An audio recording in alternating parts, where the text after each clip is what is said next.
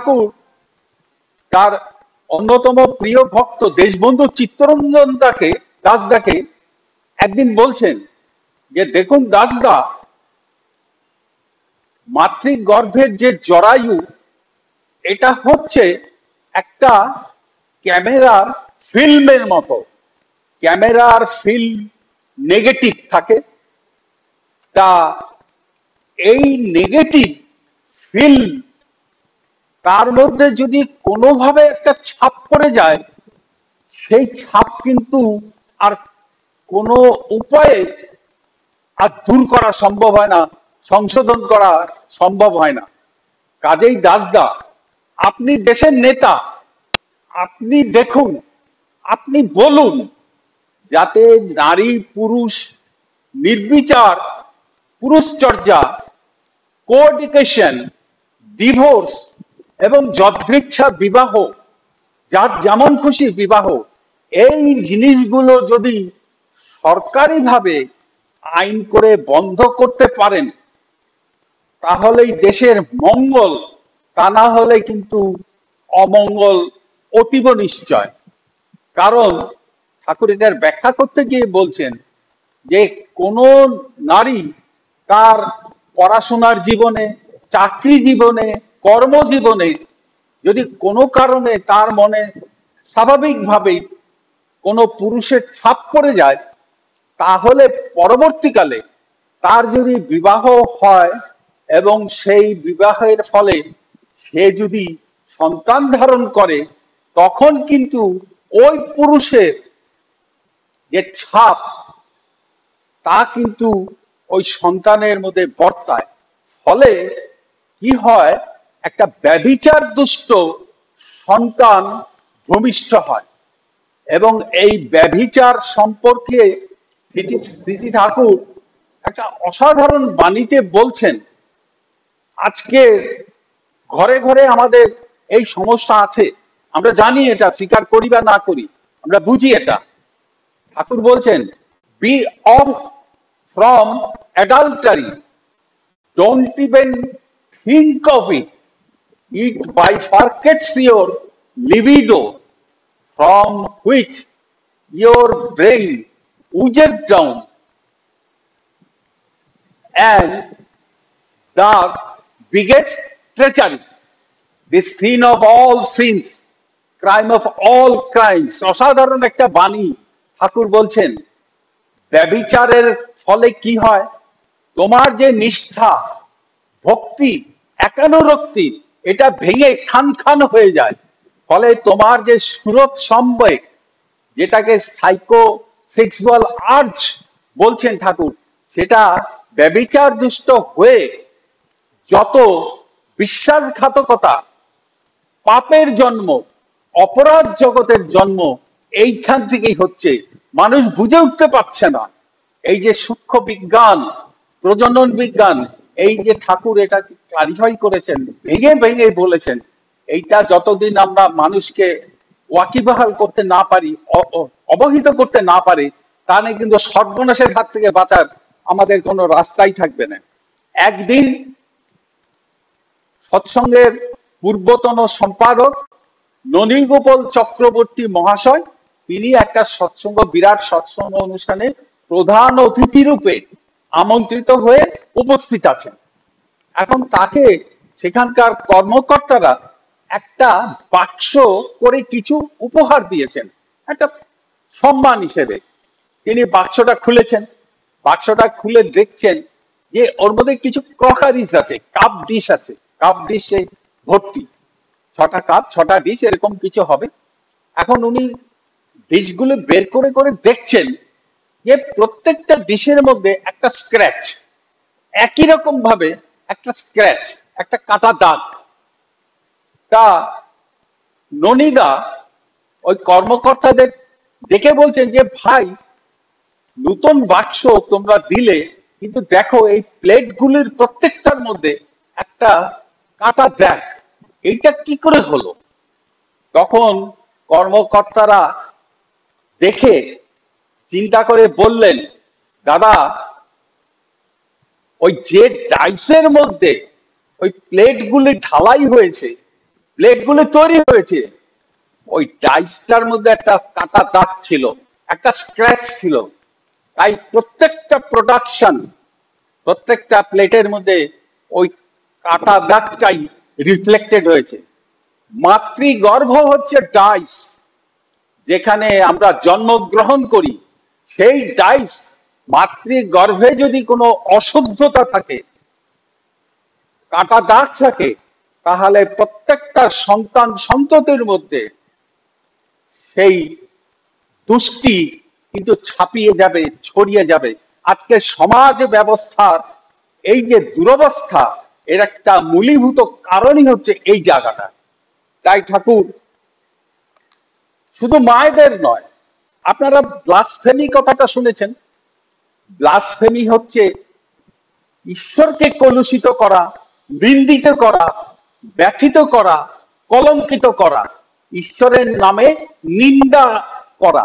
এবং যারা কট্টরপন্থী আপনারা জানেন, তারা যদি এরকম কোনো প্রমাণ পায়, তাহলে এমনকি প্রাণদণ্ড দিতেও তারা কসুর করে না।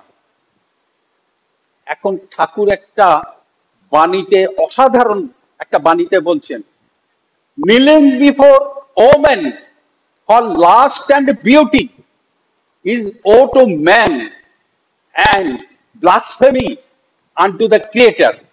অর্থাৎ একজন পুরুষ যদি, দায়িত্ব দুজনেরই আছে, নারী এবং পুরুষ দুজনের, একজন পুরুষ যদি নারীর সৌন্দর্যে কামলোলুপ হয়ে তার কাছে নতজানু হয়ে কাম প্রার্থনা করে, তাহলে সেটা পৌরুষের অবমাননা শুধু তা নয়, তা যিনি সৃষ্টিকর্তা, এই জগৎ যিনি সৃষ্টি করেছেন, নারী পুরুষ যিনি যে বিধির বিধান যিনি করেছেন, তাকে কলঙ্কিত করে, কলুষিত করে, অবমাননা করে।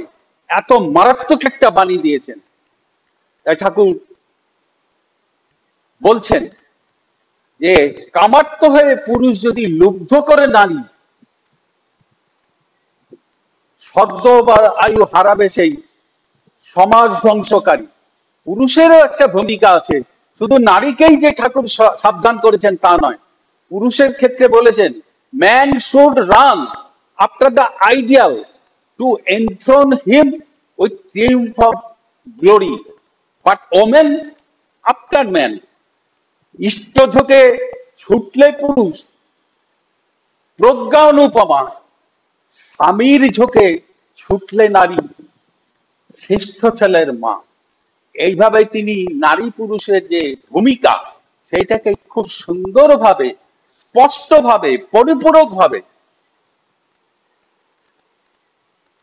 কারণ একটা জিনিস ঠাকুর ব্যাখ্যা করে বলেছেন যে পুরুষ যদি মেয়ে মুখ হয়, কামলোলুপ হয়, তাহলে মেয়েরাই তাকে সব থেকে বেশি ঘৃণা করে। কারণ পশু জগৎ, প্রাণী জগৎ লক্ষ্য করলে দেখা যায় যে পুরুষে মুগ্ধ হয়ে নারী যখন পুরুষকে বরণ করে, ওই জন্য পুরুষকে বর বলে, মেয়ে বরে বরণ করে, সেই বিয়েতে সমাজ বাড়ে। এবং এটার একটা ডেকোরাম আছে।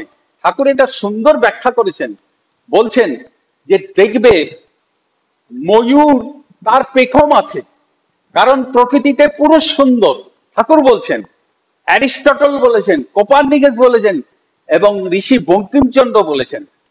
সবশেষে ঠাকুর বলেছেন, দেখবে ময়ূর পেখম তুলে নাচে, আর তা দেখে ময়ূরী মুগ্ধ নয়নে বিস্ময়াভিভূত হয়ে আত্মদান করে এবং গর্ভবতী হয়। ময়ূরের কিন্তু পেখম নেই।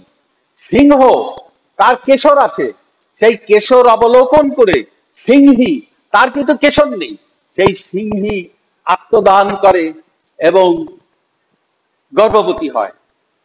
হরিণ, হরিণের শিং আছে, কিন্তু হরিণীর কিন্তু শিং নেই।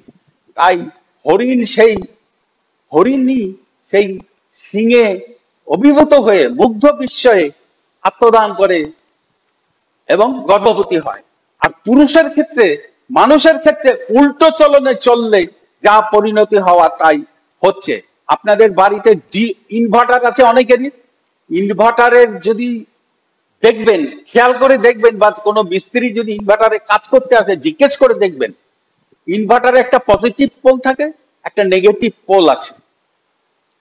কোনো সময়, কোনো অবস্থায়, কোনো পরিস্থিতিতে ওই যে চার্জ, ইলেকট্রিক কারেন্ট, ওটা নেগেটিভ পোল থেকে পজিটিভ পোলে যাবে, পজিটিভ পোল থেকে নেগেটিভ পোলে যাবে না।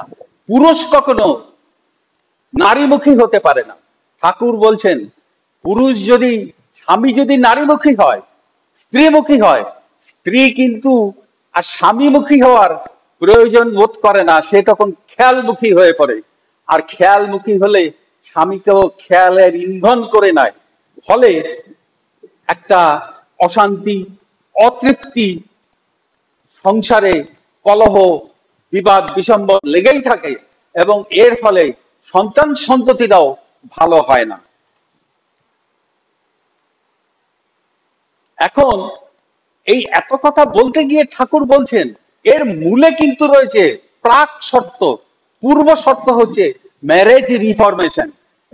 ম্যারেজ রিফরমেশনে ঠাকুর বলছেন select compatible seed and soil for good harvest, অর্থাৎ সদৃশ্য, ঠাকুর সদৃশ্য বিবাহকে সব থেকে পছন্দ করেছেন এবং সমর্থন করেছেন। বলেছেন সদৃশ্য বীজ এবং মাটি যদি হয়, সিলেক্ট করতে পারো, তবেই কিন্তু ভালো শস্য অর্থাৎ সুসন্তান তোমরা ঘরে তুলতে পারবে, তা নাহলে কিন্তু রক্ষা নেই। একটা উদাহরণ দিয়ে ঠাকুর বলছেন কেন তিনি এটা বলেন, তার প্রত্যেকটা কথার পিছনে তিনি বিজ্ঞানটাও ব্যাখ্যা করেছেন। বলছেন যে দেখবে একটা গ্রেট ডেন কুকুর আর একটা অ্যালসেশিয়ান কুকুর যদি ব্রিড করানো যায়, তাহলে দেখবে যে সন্তানটা আসে, এটা কিন্তু ঠিক অ্যালসেশিয়ানের মতো উন্নত ধরনের হয় না, একটু ডাউন গ্রেডের হয়। কেন হয় ঠাকুর এখানে ব্যাখ্যা করতে গিয়ে বলছেন যে গ্রেট ডেন কুকুরের যে কোয়ালিটি, অ্যালসেশিয়ান কুকুরের কোয়ালিটি তার থেকে অনেক উপরে। ফলে কি হয়, গ্রেট ডেন কুকুর অ্যালসেশিয়ান কুকুরের যে হাই স্পার্ম গুলো, কোয়ালিটি স্পার্ম গুলো, সেইগুলো কনসিভ করতে পারে না, সেইগুলো স্টারাইল থেকে যায়, বন্ধা থেকে যায়, ফলে ওই সন্তানটি ডাউনগ্রেডেড হয়। তাই ঠাকুর বারবার বলেছেন সদৃশ্য বিবাহ, সদৃশ্য বিবাহ, কম্প্যাটিবল ম্যারেজ হচ্ছে সুপ্রজননের একটা প্রধান এবং প্রাথমিক শর্ত। বৃন্দাবনের শ্রী রাধা তিনি একবার বলরামকে বলছেন, জানো একটা গরুর গাড়ি দুটো চাকার উপরে চলে। সদৃশ্য কথাটার ব্যাখ্যা দেখেন, চমৎকার ব্যাখ্যা। একটা দুটো চাকার উপরে চলে, ওই চাকা দুটো যদি সদৃশ্য না হয়, সমকক্ষ না হয়, সমতুল্য না হয়, সমসামর্থ্যী না হয়, তাহলে কিন্তু গরুর গাড়িটা বা যে কোনো গাড়ি দুটো চাকার উপর যে চলে সেগুলো কিন্তু অগ্রসর হতে পারে না। তাই এই যে সংসার জগৎ, সংসার ধর্ম, এটা কিন্তু দুটো চাকার উপরে চলে, একটা নারী একটা পুরুষ, তা নাহলে এই সংসার গাড়ি, এই সংসারের গতি কিন্তু স্তব্ধ হয়ে যেত। এইখানে শ্রী ঠাকুর একটা দারুণ জিনিস বলেছেন। বলছেন ওই গাড়ির জিনিস সঠিক, এই যে নারী পুরুষ মিলে গাড়ি তৈরি হলো, সংসার গাড়ি, চন্দ্রিকার নাম গাড়ি, সেখানে বলছেন ওই যে সহুষ, ওই যে সারথী, তিনি যদি হন ইষ্ট, তখনই তা সার্থকতায়, সৌন্দর্যে, আনন্দে পরিপূর্ণ হয়ে উঠতে পারে। কারণ নারী পুরুষ শুধু কাম প্রবৃত্তি কখনো কাহাকেও প্রকৃত স্বামী বা স্ত্রী করিতে পারে নাই, পারে না। ঠাকুর বলছেন নারী পুরুষের মধ্যে, দাম্পত্য জীবনের মধ্যে যদি ইষ্ট না থাকেন, ইষ্টকে ঠাকুর এখানে বলেছেন সিমেন্টিং ফ্যাক্টর। দুটো ইট যদি আপনি জোড়া লাগাতে যান, ইট কিন্তু জোড়া লাগবে না, তারা খসখস করবে, ঘসঘস করবে, এমনকি সংঘাত করবে, দ্বন্দ্ব কলহ করবে, জোড়া কোনোদিন লাগবে না। ওই ইটের মাঝখানে আপনাকে সিমেন্ট দিতে হবে, দাম্পতির মাঝখানে ইষ্টকে রাখতে হবে। অর্থাৎ যখন ইষ্টের সাবধান্বিত হয়ে নারী এবং পুরুষ দম্পতি তারা যখন সংসার গঠন করবে তখনই তাদের মধ্যে প্রেমের সঞ্চার হবে। কারণ শ্রী শ্রী ঠাকুর বলছেন একটা তৃতীয় স্বার্থ, স্বামী স্ত্রীর পরেও একটা তৃতীয় আদর্শ যদি মাঝখানে না থাকে তাহলে কিন্তু প্রেমের বন্ধন গড়ে ওঠে না। একটা উদাহরণ দিয়েছেন, প্রায়ই বলতেন ঠাকুর কথাটা। অর্জুন যখন অজ্ঞাতবাসে, তখন তিনি মণিপুরে আছেন অজ্ঞাতবাসে অর্জুন। এখন মণিপুরের রাজকন্যা চিত্রাঙ্গদা তিনি অর্জুনের বীরত্বে, শৌর্য, বীর্যে মুগ্ধ হয়ে তার প্রতি অনুরক্ত ছিল তার, এবং তিনি অর্জুনকে মনে মনে প্রার্থনা করতেন, কামনা করতেন। কিন্তু এখনকার ছেলে মেয়েদের মতো তো বিধানটা ছিল না, তখন ব্যাপারগুলো ছিল অন্যরকম। তা ওখান থেকে ফিরে আসবার সময় শ্রীকৃষ্ণ অর্জুনকে আদেশ করলেন যে অর্জুন, আমি তোমাকে আদেশ করছি গুরু হিসেবে, সখা হিসেবে, তুমি চিত্রাঙ্গদার পানি গ্রহণ করো। অর্জুন অনিচ্ছা সত্ত্বেও চিত্রাঙ্গদার পানি গ্রহণ করলো, এবং যখন তাদের সন্তান এলো তখন কিন্তু তাদের মাথায় কাম ছিল না, ছিল প্রেম। কারণ অর্জুন যখন উপগত হয় তখন তার মাথায় ছিল গুরু নির্দেশ পরিপালন করা, গুরুর নির্দেশে চিত্রাঙ্গদার পানি গ্রহণ করার এবং তার দায়িত্ব পালন করা স্বামী হিসেবে, এইটাই ছিল তার মাথায়। এর ফলে কি হলো, ঠাকুর একটা অসাধারণ উদাহরণ দিয়ে এখানে বলছেন। এর ফলে কি হলো জানো? জন্ম হলো বীর সন্তান বভ্রুবাহন, যা আপনারা জানেন। অশ্বমেধের যজ্ঞের যে ঘোড়া বভ্রুবাহন আটকে দিয়েছিল, এবং সেই যুদ্ধে বীর অর্জুন, ভারতের সেরা বীর অর্জুনকে বভ্রুবাহন পরাস্ত করেছিল। ঠাকুর বলছেন যদি গুরু যদি মাঝখানে থাকে, ইষ্ট যদি মাঝখানে থাকে, তাহলে যে সন্তান আসবে। এবং আমি এবার যে কামশাস্ত্র দিয়ে গেলাম তার ঋষি বাৎসায়নকে অতিক্রম করে গেল। এবং ঠাকুর আমাদের কাছে একটা বড় প্রত্যাশা নিয়ে বলেছেন যে ম্যারেজ রিফরমেশন করে, বিবাহ সংস্কার সংসাধিত করে আমি যে কামশাস্ত্র দিয়ে গেলাম, সুপ্রজননের যে বিজ্ঞানটা দিয়ে গেলাম, তাহলে একদিন ঘরে ঘরে ব্রহ্মজ্ঞ পুরুষের আবির্ভাব ঘটবে, আমি নিশ্চিত বলে দিতে পারি। এবং ঠাকুর এই কথা বলছেন আমাদেরকে সেই কাজে ব্রতী হতে বলছেন। এটা কিন্তু একদম বিসমিল্লাহ গরদ হয়ে যাচ্ছে আমাদের। যতক্ষণ এই জায়গাটা আমরা সতর্ক হতে না পারছি, ততক্ষণ পর্যন্ত কিন্তু আমরা সৎসঙ্গের যে প্রকৃত প্রতিষ্ঠা, ইষ্ট স্বার্থ প্রতিষ্ঠা থেকে বহু দূরে আছি। আরেকটা কথা বলে শেষ করব, কারণ সময়টা খুব কম। এটা 2-3 ঘন্টা আলোচনা হলে ভালো হয়। এখন একবার শ্রী শ্রী ঠাকুরের জ্যেষ্ঠা কন্যা পূজনীয়া সাধনাদি, তিনি পাবনাতে একটা এই নারী প্রগতির বিষয়ে একটা অসাধারণ প্রবন্ধ লিখেছিলেন। আজকে সমস্ত সমাজ কিভাবে কলুষিত হচ্ছে এই প্রসঙ্গে আমি কথাটা বলছি। সেই প্রবন্ধে লিখছেন তিনি, আজকে নারীরা সব পুরুষের সমকক্ষ হতে চাইছে, পুরুষের সঙ্গে প্রতিদ্বন্দ্বিতায় রেষারেষিতে নেমে করেছে। অথচ সাধনাদি বলছেন তার প্রবন্ধে, নারী প্রগতির যে আন্দোলন, তাহা দেখিয়া শুনিয়া বোধ হইতেছে নারীকে নর হইতে হইবে, অর্থাৎ মেয়েদেরকে সব বেটা ছেলে হতে হবে, তাহলেই বোধহয় নারী প্রগতি সম্পূর্ণতা লাভ করবে। এই সম্পর্কে ঠাকুরের একটা বাণী, আমি ঘটনাটা এই জন্য উল্লেখ করলাম, ঠাকুরের একটা বাণী আমি বলে শেষ করছি। ঠাকুর একটা অসাধারণ বাণীতে বলছেন, আজকে সমাজে যা চলছে, যে বিশৃঙ্খলা চলছে, নারী পুরুষের মধ্যে রেষারেষি চলছে। নারী কখনো পুরুষ হয় না, পুরুষ কখনো নারী হয় না, দুজন দুজনের পরিপূরক। ঠাকুর বলছেন equality of male and female invites dissolution and disintegration. অসাধারণ বাণী।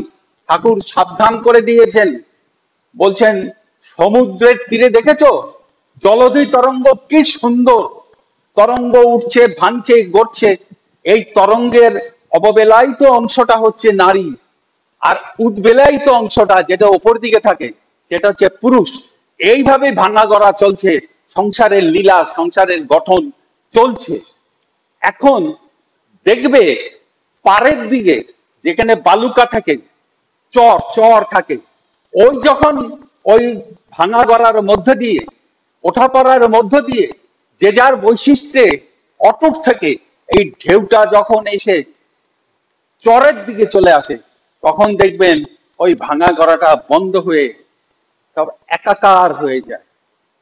তখন ওই যে নারীর যে আত্মদান, অববেলায়িত যে অবদান সংসারে, তার যে আত্মত্যাগ, যার উপরে দাঁড়িয়ে থাকে পুরুষ। ঠাকুর আরো একটা জায়গায় বলছেন সমুদ্রের গভীরতা হচ্ছে নারী, প্রসারতা হচ্ছে পুরুষ। ওই নারী যদি তার গভীরতা, তার যে ধারণ ক্ষমতা, সেইটাকে যদি সরিয়ে নেয়, পুরুষের কোনো আর অস্তিত্ব থাকবে না। এই চরে যখন ওই ঢেউটা এসে আছড়ে পড়ে, তখন দেখবে ওখানে ওই যে তরঙ্গ বিভঙ্গ ওইটা কিন্তু বন্ধ হয়ে যায়, ওটা বিলীন হয়ে যায়।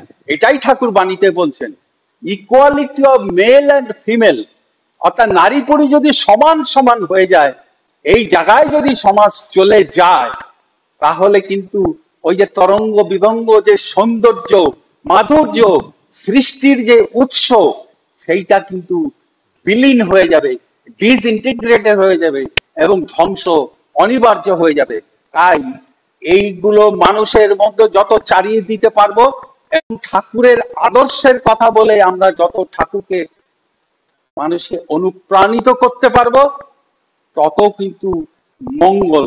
এবং এর মূলে রয়েছে, আপনারা সবাই জানেন, প্রথমেই হচ্ছে সৎ দীক্ষা, সৎ নাম, সৎ দীক্ষা এবং সৎ নাম মননের মধ্য দিয়ে ঠাকুরের যে সমস্ত পুঁথিপত্র আছে সেইগুলি পঠন পাঠনের মধ্য দিয়ে, বর্তমান আচার্য সঙ্গের মধ্য দিয়ে আমরা এগুলো অনুধাবন করে অনুসরণ করে চরিত্রগত করে উঠতে পারলে তবেই রক্ষা, তা না হলে সমূহ বিপদ কিন্তু এড়ানো মুশকিল হবে। জয় গুরু।